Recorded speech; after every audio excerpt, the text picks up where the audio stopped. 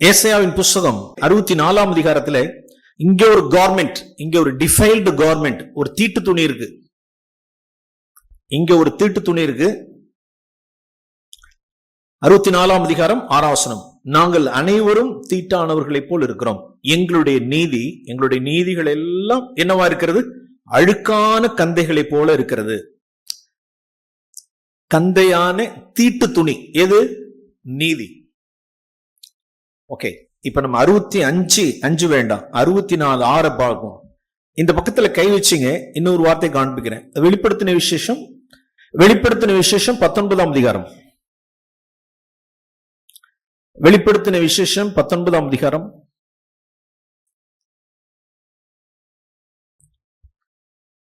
Okay, 7ஆம் வசனத்தில், ஆட்டுக்குட்டியானவுக்கு கல்யாணம் வந்தது, அவருடைய மனைவி தன்னை அவருடைய மணவாட்டியாகிய திருச்சபை தன்னை ஆயத்தம் பண்ணினாள் என்று சொல்ல கேட்டேன். அவளுக்கு ஒரு கல்யாண, ஒரு வெட்டிங் கார்மெண்ட், அவருடைய கல்யாண வஸ்திரம் அவளுக்கு அருளப்பட்டதாம். அது எப்படி இருந்துச்சு? சுத்தம், பிரகாசம், மென்மையான, gentle, very gentle, not rough and tough. நம்மளுடைய ரைச்சியஸ்னஸ் ஒரு கால் என்னவா இருக்கக்கூடாதுன்னா ரஃப் அண்ட் டஃபா இருக்கக்கூடாது. It should be always combined with compassion, இரக்கத்தோட, ஜென்டில்னஸ்னோட. மென்மையான வஸ்திரம், சுத்தம், பரிசுத்தம், எஸ், சுத்தமானது, பிரைட், மென்மையான அந்த வஸ்திரம் தரித்து கொள்ளும்படி அவளுக்கு அளிக்கப்பட்டது. அந்த மெல்லிய, அந்த ஜென்டிலான அந்த வஸ்திரம் என்னவா? பரிசுத்தவான்களுடைய என்னது? நீதி. பரிசுத்தவான்களுடைய நீதி. அதாவது நாம் ரட்சிக்கப்பட்ட நாள் என்று தேவன் நமக்கு ஒரு நீதியை உடுத்திவிட்டார். அது கிறிஸ்துவனுடைய நீதி. பூமியில 33 ஆண்டுகள் இயேசு கிறிஸ்து இந்த பூமியில வாழ்ந்து சம்பாதிச்ச அந்த நீதியை அவரே நமக்கு நீதியானார். அவருடைய நீதியினால் நாம் உடுத்துவிக்கப்பட்டு நாம் இலவசமாய் அவருடைய கிருபையினாலே நாம் நீதிமான்களாக்கப்பட்டோம். தேவன் நம்ம இன்னைக்கு நம்மளை நடக்க விட்டிருக்கிறார். நாம் அந்த வசனத்தை நாம் தியானிக்கலாம். நம்மளை நீதியாய் நடப்பிக்க விட்டிருக்கிறார். ஓகே, ஆனால் அந்த நீதி இல்ல, இந்த நீதி யாரு அப்படின்னா, நீங்களும் நானும் இந்த பூமியில இருக்கிறப்ப நாம் சம்பாதிக்க வேண்டிய நீதி. என்னது? அந்த மெல்லிய வஸ்திரம், பரிசுத்தவான்களுடைய என்னது? நீதிகள். இங்க என்ன போட்டிருக்கு அப்படின்னா 64:6, எங்களுடைய நீதிகள் எல்லாம் அழுக்கான கந்தை. இப்ப பாருங்க, there are two verses. ஒன்னு வந்து ஏசாயா 64:6, டிஃபைல்டு கார்மெண்ட், தீட்டு துணி, அது நீதிதான். இங்க வெளிப்படுத்தின விசேஷம் 19ஆம் அதிகாரம் 8ஆம் வசனம், அது மெல்லிய வஸ்திரம், மென்மையான மெல்லிய வஸ்திரம், அது கல்யாண வஸ்திரம், wedding garment, defiled garment, wedding garment. ஒன்னு தீட்டு துணி, ஒன்னு மென்மையான ஒரு வஸ்திரம். அது என்ன? இதுவும் பரிசுத்தவான்களுடைய நீதி, இதுவும் பரிசுத்தவான்களுடைய நீதி. பிரியமானவர்களே, இப்ப நம்முடைய நீதி எங்க போகுது? நம்முடைய நீதி எங்க போய் உழுவுதுன்னு சொல்லுங்க. எங்க போய் உழுவுது? இங்க போதா இங்க போதான்னு பாருங்க. நாம் எவ்வளவு நீதிகளை நடப்பிக்கிறோம்? எவ்வளவு நீதி நாம் நடப்பிக்கிற ஒவ்வொரு நீதியும், ஒவ்வொரு பரிசுத்தமும் அத்தனை ஒன்னு ஏசாயா 64:6 போய் உழுவுது. இல்ல அப்படின்னா வெளிப்படுத்தின விசேஷம் 19:8 போய் உழுவுது. யாரு வந்து ஃபூலிஷ் மேன், யார் மதியனன் அப்படின்னா, பூமியில இந்த பரிசுத்தவான்கள் ஒரு நீதியை நடப்பித்து, அது மேல சொல்லுது, மகிழ்ச்சியோட நீதியை நடப்பிக்கணுமா? மகிழ்ச்சியோட, உற்சாகத்தோட நீதியை நடப்பிச்சு, மனத்தாழ்மையாய் நடப்பிச்சு, அந்த நீதி அத்தனையும் சுயநீதியா இல்லாமல், என்ன நீதியா இல்லாமல், என்ன நீதி இருக்கக்கூடாது சொல்லுங்க. அப்போ சுயநீதினா எங்க போய் விழுந்துரும்? அது எங்க போய் விழுந்துரும்? தீட்டு துணி, அழுக்கான கந்தையில போய் விழுந்துரும். சுயநீதினா விசுவாசத்தினால் வருகிற நீதியா இருக்குமானால் அது எங்க போகாது? எங்க?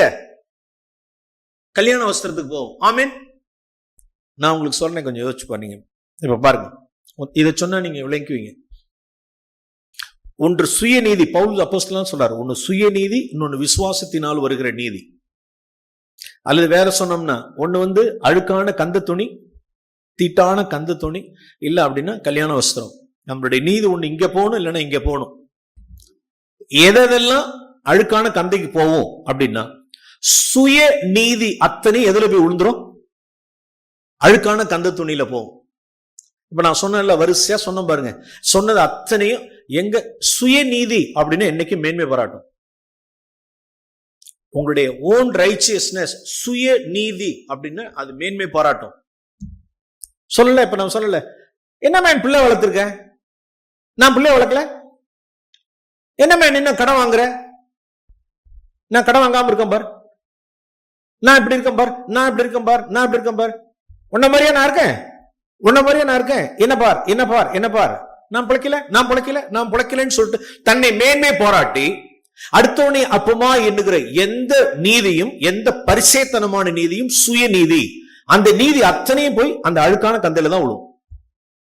நித்திய நாளில் நாம் ஏமாந்து போக வேண்டாம். ஆண்டவர் பாக்குறப்ப, ஆண்டவரே எனக்கு கல்யாண வஸ்திரம்னா, ஏது கல்யாண வஸ்திரம், ஏது மேன் உனக்கு கல்யாண வஸ்திரம், உனக்கு கல்யாண வஸ்திரத்தினுடைய நீதி எங்க? ஒண்ணு இல்ல. நான் நீதி நடப்பிச்சேன், எஸ் எஸ் நடப்பிச்ச, அத்தனையும் சுயநீதி, அதுல மேன்மை பாராட்டின, அடுத்தவன அற்பமா என்ன. பேதுரு ஒரு இரவு முழுவதும் பிரயாசப்பட்டார், ஒரு இரவு முழுவதும் பிரயாசப்பட்டார், ஒன்னும் ஒர்க் அவுட் ஆகல. எல்லாம் எல்லாம் டயர்டாகி ஃபெடப்பாகி எல்லாம் காலையில விடிய காத்தால கரைக்கு வந்துட்டாங்க. கரைக்கு ஆல்மோஸ்ட் கரைக்கு வந்தாச்சு. கரையில இருந்ததுனாலதான் உடனே ஜான் சொல்றார், ஏய் அது கர்த்தர் அப்படின்னு சொன்ன மாத்திரத்துல டப்புன்னு பேதுரு கீழே தண்ணியில குதிச்சு ஓடி ஆண்டவர்கிட்ட போறார். அவ்வளவு அருகாமையில் உள்ள டிஸ்டன்ஸ். அப்ப ஜீசஸ் ஒரு வார்த்தை சொல்றாரு, இவங்களால இரவு முழுவதும் பிரயாசப்பட்டு இன்னும் ஒர்க் அவுட் ஆகல, இப்ப வலைய இப்படி வீசுங்கன்னு சொல்றாரு. எங்க திருப்பிட்டு மறுபடியும் ஆழத்துக்கு போங்கன்னு சொல்லல, அப்படியே இருக்கிற இடத்துல வலைய போட சொன்னார். எங்க? கரையில. ராத்திரி முழுவதும் ஒரு மீன் இல்ல, எல்லாம் பறந்துச்சு. திபேரியா கடற்கரையில் உள்ள ஆண்டவர் சொல்லிட்டார், எல்லாம் ஓடி போயிடு, ஒண்ணு வரக்கூடாது, ஒரு ஒரு ஒரு சீஷனுடைய வலையில கூட ஒண்ணு விழக்கூடாது, எல்லாம் போட்டுன்னு எல்லாம் போயிடுச்சு. இப்ப கரையில ஆண்டோடைய வார்த்தைய இப்ப ஆண்டவர் சொல்றாரு, வலைய வலது பக்கமா போடுங்க, வலைய விரிங்க. விரிச்சு பிடிச்சு இழுக்கிறாங்க. 153 பெரிய மீன்கள்.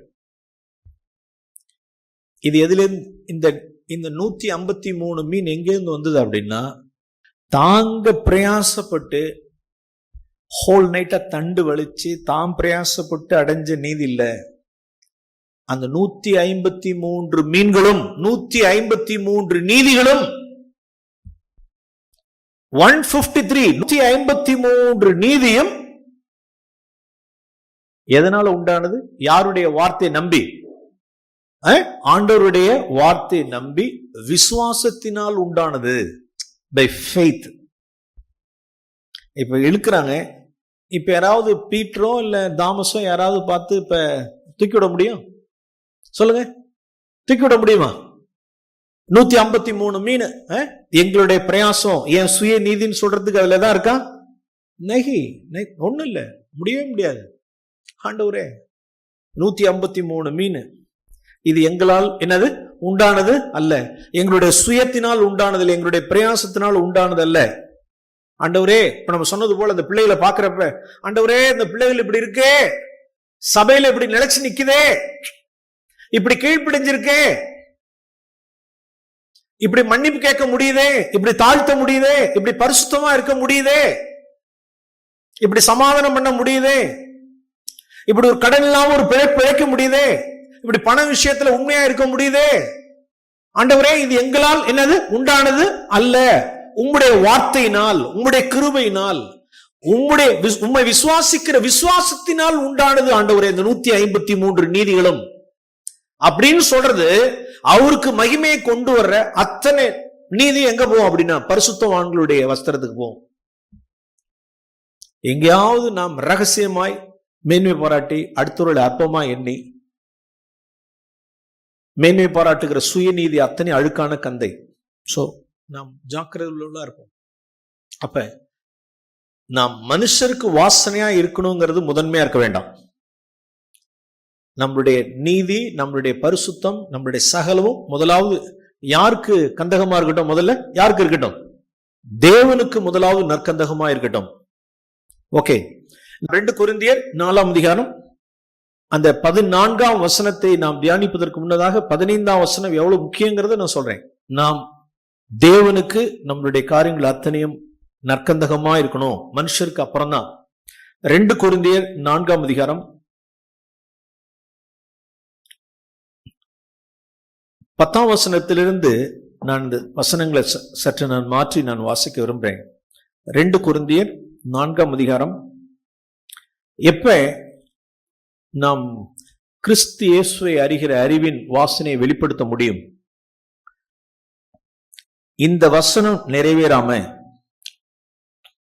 வசனம் நிறைவேறாம நாம் கிறிஸ்துவின் வாசனையை, நற்கந்தகத்தை நாம் வெளியில கொண்டு வர முடியாது. எப்ப? 10ஆம் வசனம் நான் நிறுத்தி நான் வாசிக்கிறேனே. கர்த்தராகிய இயேசு கிறிஸ்துவை அறிகிற அறிவின் அந்த ஜீவ வாசனையை எங்கள் மூலமாய் எங்களை கொண்டு எங்கள் சரீரத்திலே வெளிப்படுத்தும்படிக்கு இயேசுவின் மரணத்தை எப்பொழுதும் எங்கள் சரீரத்தில் சுமந்து திரிகிறோம். 10ஆம் வசனத்தை மறுபடியும் வாசிக்கிறேன். அதாவது 2:14 வசனத்தை நான் 2:4:10 நான் இப்படி வாசிக்கிறேன்.